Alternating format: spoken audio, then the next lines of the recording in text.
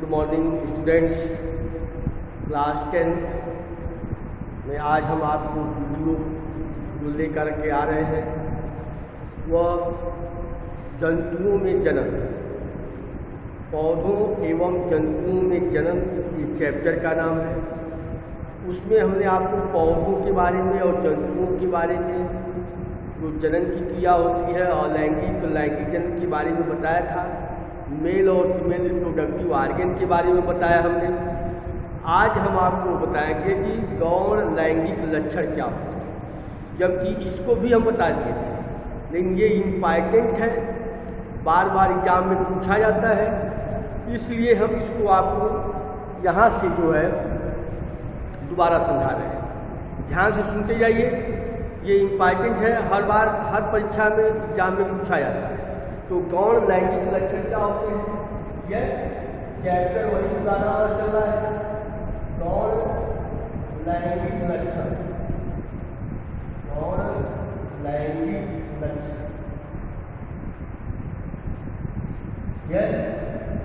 या इसको हम कहते हैं गौण लैंगिक लक्षण को सेकेंडरी सेक्सुअल कैरेक्टर, सेकेंडरी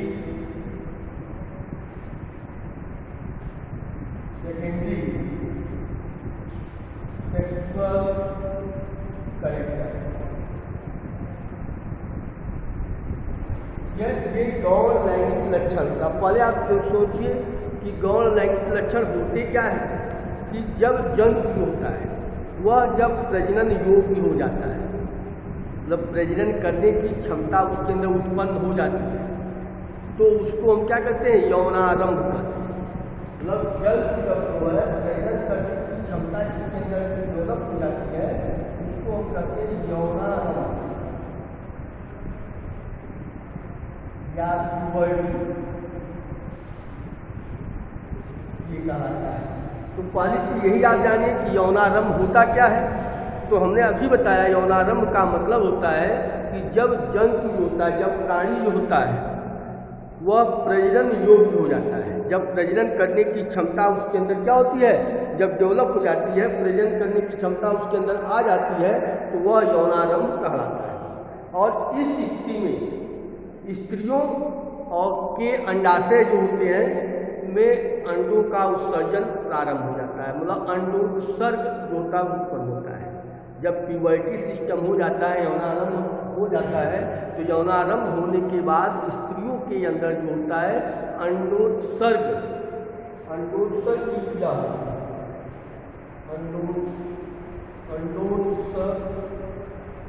अंडोत्सर्ग यह तो कहने का मतलब हमारे पास फिर सुनिए कि जंतुओं में जो होता है, जंतुओं में प्रजनन योग्य जब हो जाने की अवस्था होती है, जब जंतु जो है प्रजनन के योग्य हो जाता है, यह तो प्रजनन योग्य हो जाने की अवस्था जो कि यौनारंभ कहलाती है। और इस अवस्था में स्त्रियों के अंडाशय से अंडोत्सर्ग, मतलब अंडों का उत्सर्जन जो होता है प्रारंभ हो जाता है, या अंडों का निकलना प्रारंभ हो जाता है। यह और पुरुषों के जो होते हैं, विषण होते हैं, पुरुषों जो विषण होते हैं, उन विषण में जो होता है शुक्राणुओं का क्या होता है, निर्माण प्रारंभ हो जाता है। तो शुक्राणुओं के का निर्माण प्रारंभ हो जाता है और वहाँ पे अंडों का निकलना भी क्या होता है, प्रारंभ हो जाता है, या अंडों का निर्माण भी शुरू हो जाता है।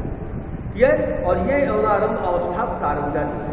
और इसकी जो होता है यौनारंभ जो अवस्था होती है, जो प्यूबर्टी जो सिस्टम होता है, वह 11 से 14 साल के बीच में होता है। तो 11 से 14 साल तक अधिकांशतः जो होते हैं कि हमारे देश में जो होता है, जो हमारा जो एक तरह से देश कहा जा सकता है कि वह गर्म जलवायु वाला होता है। जो गर्म जलवायु के होने के कारण होता है, यहाँ पे जो प्यूबर्टी सिस्टम होती है, यौनारंभ जो अवस्था होती है, वह 11 से 14 साल से प्रारंभ होता है। ठीक है। और इसमें जो होता है कि जो शुक्राणु और अंडाणु का निर्माण होने लगता है और शरीर का विकास होने लगता है, जननांगों का विकास होने लगता है, और उसमें तमाम जो गौण लैंगिक लक्षण प्रदर्शित हो जाते हैं, sexual character, secondary sexual character develop हो जाते हैं। तो फिर से एक बात समझिए कि जंतुओं के प्रजनन योग्य हो जाने, जब जंतु जो होता है, प्राणी जो होता है, प्रजनन योग्य हो जाता है, तो प्रजनन योग्य हो जाने को हम क्या कहते हैं कि यौनारंभ। और जब यौनारंभ हो जाता है तो स्त्रियों और पुरुषों में अंडाणु और शुक्राणु का क्या होता है, निर्माण हो जाता है। तो अंडाणु और शुक्राणु का निर्माण प्रारंभ हो जाता है, या हम कहें कि वह उसका निर्माण हो जाता है, निर्माण शुरू हो जाता है। और उसकी बात होता है जब स्त्रियों के अंदर जो अंडाशय होता है, उस अंडाशय के अंदर अंडोत्सर्ग जो क्रिया प्रारंभ हो जाती है, अंडों का निर्माण प्रारंभ हो जाता है। और उसी तरह पुरुषों के जो विषण होते हैं, जिसको हम टेस्टिस कहते हैं, और हमने आपको पीछे लेक्चर में बताया था कि मनुष्य के शरीर में एक जोड़ी टेस्टिस होता है, जो शरीर के जो उदर गुहा होती है, उस उदर गुहा के बाहर स्थित होता है। यह लटका हुआ होता है, शरीर के बाहर स्थित होते हैं, लटके हुए अवस्था में पाए जाते हैं। और उसके दो जो होती हैं टेस्टिस होती हैं, एक पेयर एक जोड़ी टेस्टिस होता है, और इसमें जो है शुक्राणुओं का निर्माण होता है। और मनुष्य के शरीर में विषण जो कोष, विषण जो होता है वो विषण कोष में स्थित होता है यह, और वो शरीर के बाहर स्थित होता है। तो आपसे क्वेश्चन एक पूछा जाता है कि मनुष्य के शरीर में जो विषण होता है वह विषण कोष में स्थित होता है, वह विषण कोष बाहर क्यों हो पाया जाता है, शरीर से बाहर स्थित क्यों होता है? तो उसका आप यही कारण बताएंगे कि जो विषण होते हैं उसके अंदर शुक्राणु का निर्माण होता है। शुक्राणु को परिपक्व होने के लिए, मैच्योर होने के लिए शरीर के तापमान से कम तापमान की आवश्यकता होती है। तो कम तापमान के कारण जो होता है विषण कोष जो होता है वो शरीर से बाहर होता है। आप देखते होंगे जब गर्मी आती है, गर्मी जो होता है तापमान ज़्यादा हो जाता है, तो इसलिए वो क्या करते हैं कि वो लटक जाते हैं। और जैसे ही जाड़े का मौसम होता है, तापमान कम होता है, वैसे वो सिकुड़ जाते हैं। तो ये जो होता है तापमान के कारण ऐसा होता है। और मनुष्य के शरीर में जो विषण होता है वो विषण कोष में स्थित होता है, और विषण कोष जो होता है वो शरीर से बाहर स्थित होता है। ऐसा इसलिए होता है कि शुक्राणु को परिपक्व होने के लिए शरीर के तापमान से कम 1 से 1.5 डिग्री टेम्परेचर क्या होता है, कम होता है। अगर वो शरीर के अंदर होता तो शुक्राणु जो होते क्या होते हैं, परिपक्व नहीं हो पाते, नष्ट हो जाते। मतलब अधिक तापमान के कारण शुक्राणु क्या होते हैं, नष्ट हो जाते। तो इसलिए जो होता है कि नेचर ने, या हम कहें गॉड ने ऐसा बनाया हुआ है कि वह शुक्राणु जो विषण कोष होगा वो शरीर से बाहर स्थित मनुष्यों में पाया जाता है। और मादा में जो होता है अंडाशय होता है, वहाँ पे भी एक जोड़ी होते हैं, अंडाशय का निर्माण होता है। और वह जो होता है अंडाशय शरीर के अंदर होता है, क्योंकि अंडाणुओं को परिपक्व होने के लिए अधिक तापमान की आवश्यकता। और मनुष्य जो होता है स्तनधारी वर्ग के जंतु जो होते हैं, उनके अंदर आंतरिक निषेचन की क्रिया होती है। और आंतरिक निषेचन वो होता है जिसमें जो उदर होता है वो अपने शुक्राणुओं को मादा के शरीर में प्रवेश कराता है। तो शुक्राणुओं को जो होता है जब मादा के शरीर में प्रवेश कराया जाता है तब निषेचन की क्रिया होती है। और निषेचन के बाद भ्रूण का निर्माण हो जाता है, और यह भ्रूण जो होता है गर्भाशय में क्या होता है, स्थित हो जाता है। तो उसके अंदर जो होता है एक फैलोपियन नलिका पाई जाती है। मादा के अंदर जो होती है एक फैलोपियन नलिका होती है। उसी फैलोपियन नलिका के अंदर अंडाणु और शुक्राणु क्या होते हैं, मिलते हैं। और जब अंडाणु और शुक्राणु मिल जाते हैं तो निषेचन की क्रिया हो जाती है। और जैसे निषेचन की क्रिया हो जाती है तो निषेचन के बाद जो होता है, 1-2 हफ्ते के बाद जो होता है, वह जो भ्रूण होता है, जो जाइगोट होता है, वह मादा के गर्भाशय में पहुँच जाता है, चला जाता है। और इसके बाद जो होता है वह भ्रूण रुक जाता है। वहाँ पे जो होता है अंडोत्सर्ग क्रिया जो क्रिया होती है, अंडों की जो निकलने की क्रिया होती है, वह बंद हो जाती है। ये तो आपने देखा होगा कि हर 28वें दिन क्या होता है, कि होता है मासिक चक्र होता है। उस मासिक चक्र के द्वारा जो होता है एक हल्के से धब्बे की तरह की जो है रक्त की समान रचना दिखाई देती है, जिसको हम बोलते हैं कि माहवारी का। और ये लगभग होता है कि 4 से 5 दिन तक चलता रहता है यह। और ये जब 4 से 5 दिन के बाद जो होता है कि वह जो होता है वहाँ पे जो अंडाणु होते हैं वह बनना प्रारंभ होते हैं। और बोलते हैं कि कहा जाता है कि मासिक चक्र से 14वें दिन जो है अंडाणुओं का निर्माण होता है। उसके पहले अंडाणु का निर्माण नहीं होता है। और ये अंडाणु का जब निर्माण होता है तो उस समय अगर शुक्राणु मिल जाते हैं, निषेचन की क्रिया हो जाती है, तो मासिक चक्र क्या होता है, बंद हो जाता है, क्योंकि गर्भ धारण की अवस्था आ जाती है। यह तो ये मतलब उसका होता है। अब हम पढ़ा क्या रहे हैं आपको है कि सेकेंडरी सेक्सुअल करेक्टर, गौण लैंगिक लक्षण। तो हमने आपको अभी बताया कि जो प्राणी होते हैं, जंतु जो होते हैं, जब प्रजनन योग्य हो जाने की जो अवस्था होती है, जब प्रजनन योग्य हो जाते हैं उसे हम यौनारंभ करते हैं। और स्त्रियों के अंदर अंडाशय का निर्माण होता है, उस अंडाशय से अंडों का निर्माण प्रारंभ हो जाता है। उसी तरह पुरुषों के अंदर जो विषण होता है, उस विषण में शुक्राणुओं का निर्माण क्या होता है, प्रारंभ हो जाता है। यौनारंभ की जो अवस्था होती है वह स्त्रियों और पुरुषों में अलग अलग होती है, लेकिन सामान्यतः देखा जाता है 11 से 14 साल की अवस्था में यौनारंभ क्या होता हो जाता है। और जैसे ही यौनारंभ हो जाता है उसके अंदर सेकेंडरी सेक्सुअल कैरेक्टर क्या होते हैं, विकसित हो जाते हैं, द्वितीयक लैंगिक लक्षण का निर्माण होना प्रारंभ हो जाता है। तो पहला आता है पुरुषों में लैंगिक लक्षण, मतलब पहला जो आता है कि पुरुषों में कौन लैंगिक लक्षण क्या होता है, पुरुषों में गौण लैंगिक लक्षण, गौण लैंगिक लक्षण। ये देखिए सब समझाया है हमने साथ, लेकिन ये पूछा जाता है एग्जाम में आता है, इसलिए हम जो है आपको दोबारा बता रहे हैं कि यौनारंभ में जब हो जाता है तो लड़कों में जो होता है निम्नलिखित परिवर्तन आ जाता है। तो निम्नलिखित गौण लैंगिक लक्षण क्या होते हैं, विकसित हो जाते हैं। पहला जो होता है जिस्म होता है, पेनिस होता है, विसर्कोश होता है, शुक्राशय होता है, का विकास क्या होता है हो जाता है, मतलब विकास होता है, प्रेरित हो जाता है। इसके बाद शरीर जो होता है अधिक मजबूत हो जाता है, मांसपेशियाँ जो होती है मजबूत हो जाती है, मांसपेशी युक्त हो जाती है यह, और अधिक शक्तिशाली होने लगता है। इसके बाद होते हैं चेहरे पर जो होती है दाढ़ी मूंछ आ जाती है, बाल निकल आते हैं, यह अगर जो बगल की काम होती है वहाँ पे भी दाढ़ी मूंछ आ जाते हैं। जो गुप्तांग होते हैं गुप्तांगों के ऊपर भी बाल क्या होते हैं, उठ जाते हैं। यह बाल के अवना जो होता है वह द्वितीयक लैंगिक लक्षण के अंदर आता है। और पुरुषों की आवाज़ जो होती है वो मोटी हो जाती है। जब जो होता है यौनारंभ हो जाता है तो उसमें पुरुषों की आवाज़ क्या होती है, मोटी हो जाती है।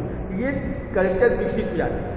कानून जो शिष्ट होता है, शुक्राशय होता है, विसर्ग होता है, विसर्कोश होता है, का विकास क्या होता है, प्रेरित हो जाता है, पहले चित्ते हो जाता है। दूसरा होता है शरीर अधिक मजबूत हो जाता है, मांसपेशी युक्त हो जाता है, मतलब मांसपेशियाँ जो कि वह युक्त हो जाती हैं और अधिक वो शक्तिशाली हो जाता है।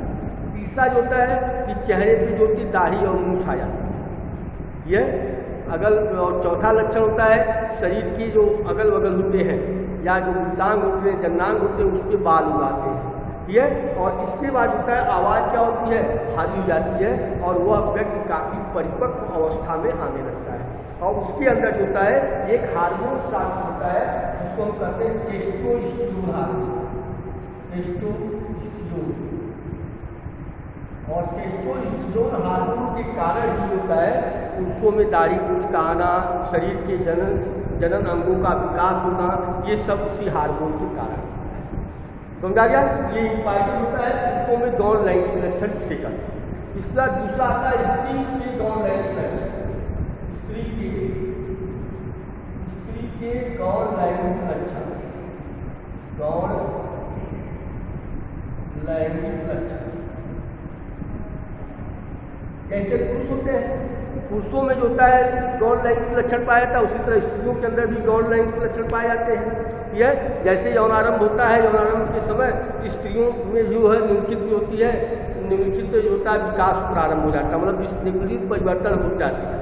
पहली चीज होती है उनके जो बाह्य जनन अंग होते हैं, जिसमें जो है बाह्य जनन अंगों तथा स्तनों का विकास हो जाता है, मतलब बाह्य जननांगों का और स्तनों का विकास होता है। इसके बाद जो मासिक चक्र होता है, अंडोत्सर्ग होता है, ये क्या होता है प्रारंभ हो जाता है, मतलब अंडोत्सर्ग और मासिक चक्र ये दोनों क्या होते हैं प्रारंभ हो जाते हैं। और इसके बाद उनकी जो श्रोणी मेखला होती है, मतलब ये श्रोणी मेखला कहलाता है।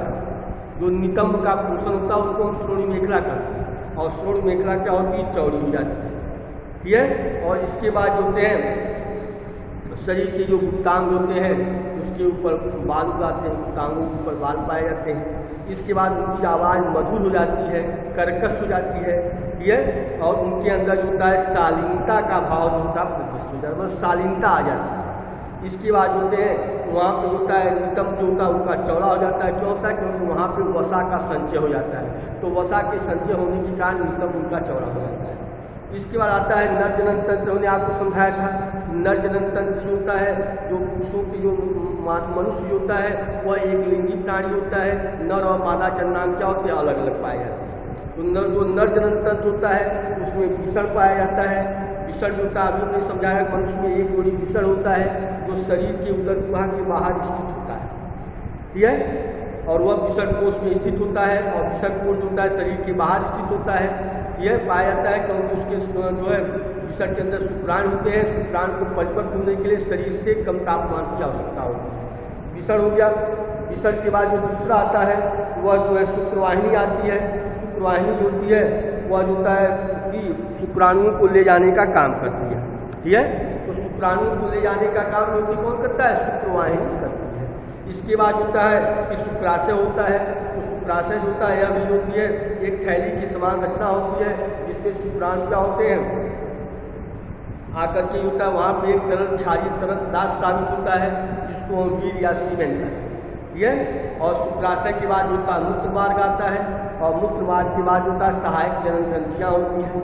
इसके बाद होता है शुक्राणु की संरचना होती है। शुक्राणु होता है वो हमने बताया था कि एक होता है मेढक के टैडपोल लार्वा के समान दिखाई देता है। ऊपर का जो भाग होता है उसको हम एक्रोसोम कहते हैं और नीचे जो होता है माइटोकॉन्ड्रियल है, क्रोमोसोमेटा है, ये सब तमाम रचनाएं क्या होती है केंद्रक वगैरह पाए जाते हैं। तो एक्रोसोम जो होता है वह होता फर्टिलाइजेशन में मदद करता है। तो जो शुक्राणु होते हैं शुक्राणु का जो आकार होता है वो टैडपोल के लगभग आकार का होता है और ऊपर का जो सिरा होता है हेड जो होता है उसको हम एक्रोसोम कहते हैं। और एक्रोसोम ही क्या करता है कि अंडाणु की जो दीवार होती है उसको पेनिट्रेट करता है, मतलब उसको छेदने का काम करता है और वो शुक्राणु को अंडाणु तक ले जाने में सहायता करता है। ठीक है, ये हो गया नर जनन तंत्र हो गया। नर जनन तंत्र के बाद आता है मादा जनन तंत्र। तो उसी तरह जो होता है स्त्रियों के अंदर जो होता है जनन अंगों का निर्माण होता है तो वहाँ पे जो होता है अंडाशय पाया जाता है। उनके अंदर भी एक जोड़ी क्या होते हैं अंडाशय पाए जाते हैं। इसके बाद जो होता है अंडवाहिनी होती है।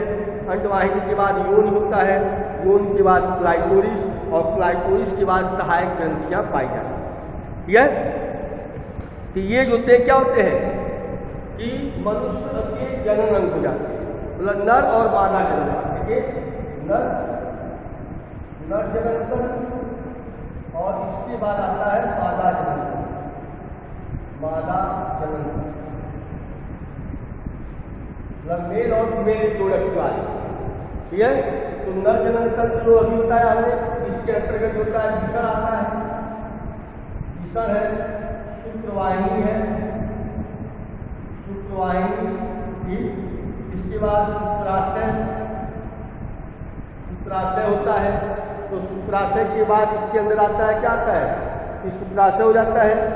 शुक्राशय के बाद जो होती है इसके अंदर जो दूसरी रचना आती है मूत्र मार्ग आता है। मूत्र मार्ग और सहायक ग्रंथि, मूत्र मार्ग और उसके बाद सहायक ग्रंथि, सहायक ग्रंथि। ठीक है, ये होता है। इसी तरह होता है मादा में होता है वो अंडाशय होता है। फिर अंडाशय अंडवाहिनी होती है, अंडवाहिनी। फिर इसके बाद योनि, यह योनि होता है इसमें। इसके बाद क्लाइटोरिस, इसके बाद क्लाइटोरिस, क्लाइटोरिस और इसके बाद सहायक, सहायक ये इतना भाग इसके अंदर हो जाता है। अब इसके बाद जब आगे हम चलते हैं तो आता है परिवार नियोजन। यह देखिए अगला जो आता है टॉपिक आता है वो आता है परिवार नियोजन या फैमिली प्लानिंग। इसको इंग्लिश में कहते हैं फैमिली प्लानिंग। ये परिवार नियोजन का जो मुख्य उद्देश्य क्या होता है? यह परिवार नियोजन का उद्देश्य होता है कि जन्म दर को कम करना। जब परिवार सीमित होगा, मतलब जब 2 या 3 बच्चे होंगे, यह तब वह कल्याणकारी होता है। तो मतलब परिवार नियोजन का जो मुख्य उद्देश्य होता है कि जन्म दर को कम करना होता है। और जब जन्म दर कम होगा, अगर किसी परिवार में 2-3 बच्चे होंगे तो वह जो होता है कल्याणकारी या अच्छा माना जाता है, जिससे सभी को जो होता है सबका भरण पोषण या उनकी आवश्यकताओं की पूर्ति आसानी से हो जाती है। अगर बड़ा परिवार होगा उसका भरण पोषण आसानी से नहीं हो पाएगा। सबको जो होता है आज जो तमाम समस्याओं से ग्रसित होना पड़ेगा। सबको जो है उचित मात्रा में पोषक पदार्थ नहीं हो पाएंगे, सबकी जो है उचित मात्रा में देखभाल नहीं हो पाएगी, सबकी आवश्यकताओं की पूर्ति नहीं हो पाएगी। ये तमाम समस्याएं उत्पन्न होती रहती हैं। इसलिए फैमिली प्लानिंग की आवश्यकता होती है। सीमित परिवार हो, कम परिवार हो, सुखी परिवार हो, कहा जाता है, नारा लगाया जाता है, हम दो हमारे दो।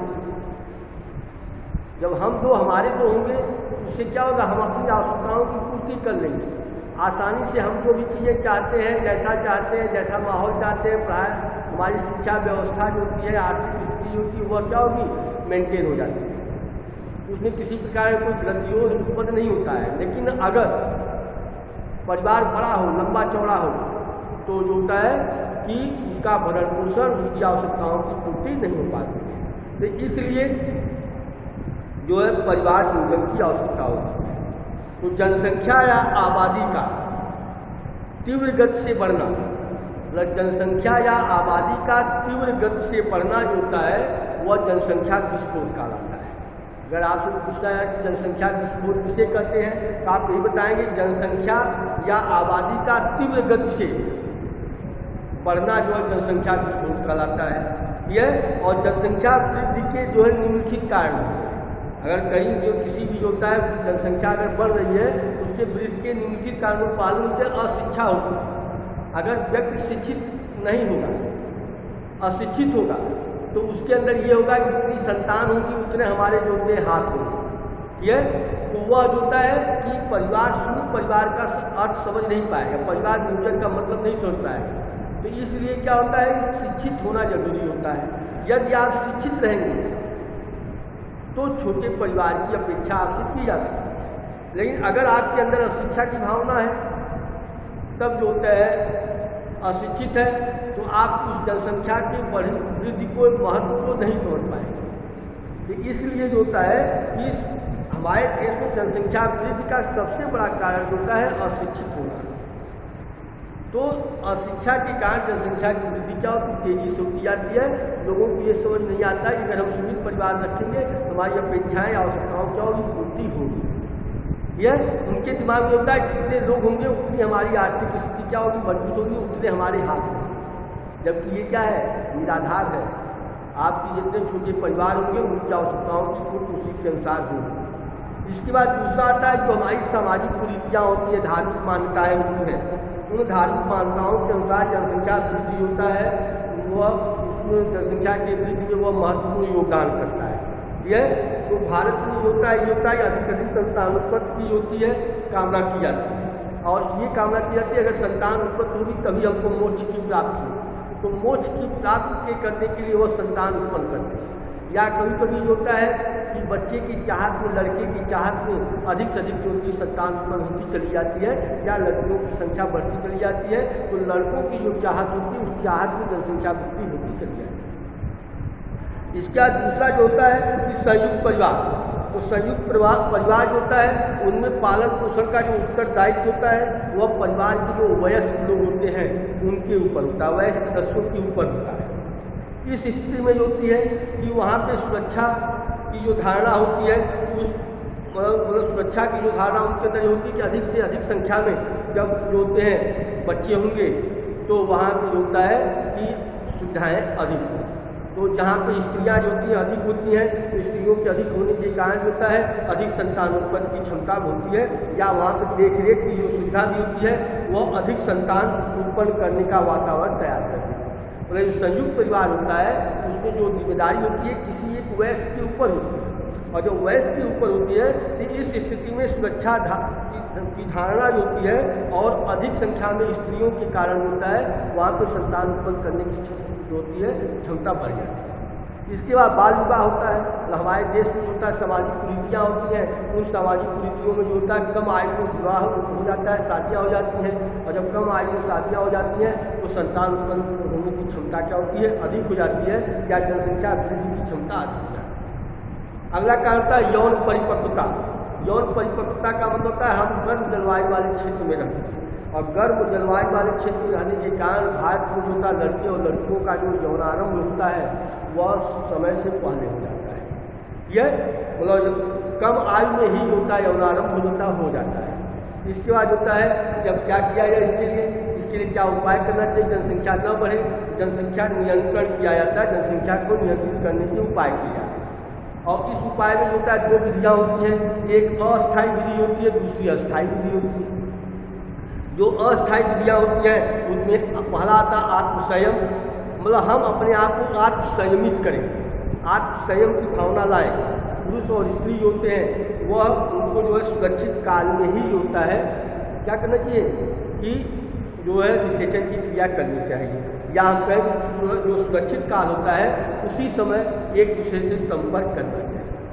जैसे हमने बताया था जो ओवुलेशन होता है, अंडोत्सर्ग जो होता है वह मासिक धर्म के पहले जो दिन होता है उसके 14वें दिन अंडों का निकलना प्रारंभ होता है। अगर 14वें दिन शुक्राणु मिल गए, यह वो 14 से लेकर 20 दिन तक रहता है, यह तो अगर उसके बाद शुक्राणु मिल जाते हैं तो निषेचन की क्रिया हो जाएगी। और आपको उस पीरियड में जो होता है उस समय जो होता है कि संभोग नहीं करना है। अगर उस पीरियड में आप संभोग नहीं करते हैं तो संतान होने की संभावनाएं क्या होती, न के बराबर होती है। तो ये कब होता है, मासिक चक्र के प्रारंभ होने के जो होते 14वें दिन तक। तो मासिक चक्र का जो पहला दिन होता है और 14वें दिन जो होता है वो हमारे शरीर से अंडों का निर्माण होता है, और ये 14 से जो होता है 20 दिन तक रहता है। यह तो 14 से जो 20 दिन रहता है, 14वें दिन से 20वें दिन तक जो रहता है उस समय अगर शुक्राणु मिलते हैं तो निषेचन की क्रिया हो जाती है। तो उस पीरियड में हम जो है आत्मसंयम अपनाना चाहिए और आत्मसंयम के द्वारा लैंगिक संभोग करना चाहिए, जिससे जो होता है निषेचन की क्रिया न हो, या जो होता है कि उसका जो है जनसंख्या वृद्धि न हो।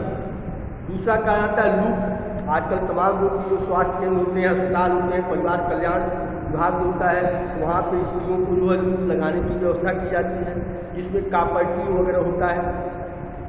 वह जो होता है टी के आकार की एक रचना होती है जिसका उपयोग जो है गर्भाशय में किया जाता है, लगा दिया जाता है, जिससे गर्भ धारण करने की समस्या नहीं होती।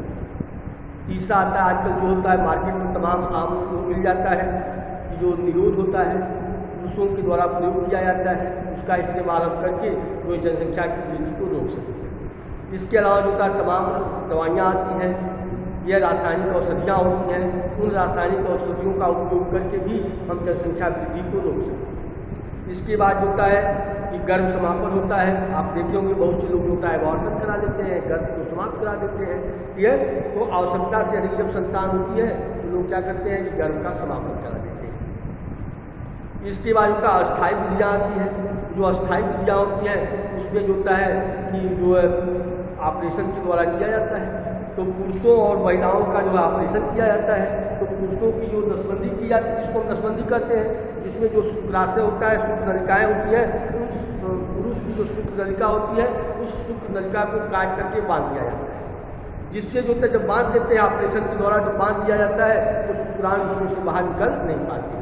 तो पुरुषों की नसबंदी जो होती है वह वैसेक्टोमी कहलाती है। वैसेक्टोमी पुरुषों की जो नसबंदी होती है, पुरुषों की नसबंदी को हम वैसेक्टोमी करते हैं, वैसेक्टोमी। और जो महिलाओं की नसबंदी होती है उसको हम ट्यूबैक्टोमी करते हैं। जैसे होता है पुरुष की जो शुक्राणु को काट करके बांध देते हैं जिससे शुक्राणु का निकलना बंद हो जाता है, उसको वैसेक्टोमी करते हैं। उसी तरह महिलाओं के अंदर जो ऑपरेशन या नसबंदी की जाती है तो इसके अंदर जो होता है जो अंडवाहिनी होती है या उसके अंदर जो होता है अंडवाहिनी, जिसको ऑपरेशन के द्वारा जो है काट करके बांध दिया जाता है, तो वह जो है ट्यूबैक्टोमी कहलाता है। और यह भी एक साधारण ऑपरेशन होता है और इन ऑपरेशनों के द्वारा जो होता है उनका जो है परिवार को नियोजित किया जाता है। इसके बाद होता है जनसंख्या वृद्धि के दुष्परिणाम होते हैं। जनसंख्या वृद्धि होती है, देश की आर्थिक स्थिति जो होती है कमज़ोर हो जाती है, या इसका मतलब परिवार जो होते हैं, मतलब जब जनसंख्या की तीव्र वृद्धि होती है तो परिवार के ऊपर उसकी जो है उसकी प्रोग्रेस नहीं हो पाती, उसकी प्रगति नहीं हो पाती है। वह आर्थिक रूप से, सामाजिक रूप से जो होता है क्या होता है कि हीन भावना से ग्रसित रहता है, उसका विकास नहीं हो पाता है, उसकी आवश्यकताओं की पूर्ति नहीं हो पाती है। ये सब तमाम कारण होते हैं जनसंख्या वृद्धि के योग होता है कि, और इसमें जो अधिक से अधिक जब जनसंख्या होती है तो रोजगार के साधन उपलब्ध नहीं हो पाते हैं, बेरोजगारी की समस्याएं बढ़ जाती हैं। ये समस्याएं जनसंख्या वृद्धि के दुष्परिणाम होते हैं। इसके बाद होता है सीमित परिवार के क्या लाभ होते हैं, तो आपसे ये क्वेश्चन पूछा जाता है और काफ़ी इम्पॉर्टेंट है कि सीमित परिवार के क्या लाभ हैं। ये पॉलिसी होता है, जो सीमित परिवार होता है वह प्रत्येक सदस्य की जो पारिवारिक स्थिति होती है पारिवारिक आय का अधिक योग्यता भाग होता है प्राप्त होता है।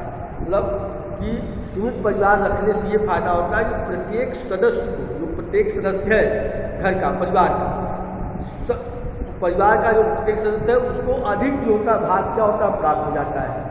दूसरा होता है प्रत्येक सदस्य को संतुलित भोजन मिल जाता है, संतुलित आहार मिलता है, यहाँ पर पोषक पदार्थ उनको उपलब्ध हो जाते हैं, सभी प्रकार की दैनिक उनकी जरूरतें पूरी हो जाती है, जो दैनिक आवश्यकताएँ होती हैं उनकी भी पूर्ति हो जाती है। इसके अलावा जो होता है जीवन सुखी और संपन्न रहता है और भविष्य की जो आवश्यक बचत होती है वह संभव हो जाती है। तो इस तरह जो होता है ये जनक का जो चैप्टर होता है वो कंप्लीट होता है। ठीक है, तो ये आप पढ़ लेंगे, से सब ठीक है। धन्यवाद।